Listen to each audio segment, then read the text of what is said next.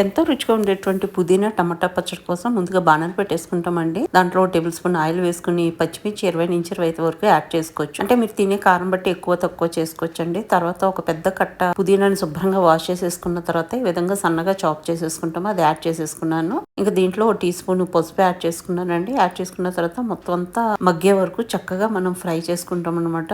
5 నిమిషాల్లో మగ్గిపోతుందండి. ఈ మూమెంట్ లో మనము క్యూబ్స్ లో కట్ చేసుకున్నటువంటి టమాటాస్ ని యాడ్ చేసేసుకుంటాము. 2 మీడియం సైజ్ టమాటాస్ తీసుకున్నానండి. ఇప్పుడు దీంట్లో రుచికి సరిపడా సాల్ట్ వేసేసుకుంటాం. వేసేసుకున్న తర్వాత మొత్తం అంతా చక్కగా కలిసేలాగా మంచిగా మిక్స్ చేసేసుకుంటామండి. మిక్స్ చేసుకున్న తర్వాత దీంట్లో ఒక టీ స్పూన్ జీలకర్ర యాడ్ చేస్తాము. మీరు పోపులో కూడా యాడ్ చేసుకోవచ్చు, ఈ మూమెంట్ లో కూడా యాడ్ చేసుకోవచ్చు. ఇంకా మూత పెట్టేసి టమాటా సాఫ్ట్ అయ్యే వరకు మగ్గించేసుకుంటామండి. చక్కగా మగ్గిపోయింది. ఇప్పుడు ఒక టీ స్పూన్ చింతపండు గుజ్జు యాడ్ చేసేసుకుని చల్లారిన తర్వాత కోసుగా గ్రైండ్ చేసేసుకుని వేగిన పోపుని యాడ్ చేసేస్తామండి విత్ ఆయిల్. రెగ్యులర్ గా మనం చేసుకునే పోపేనండి.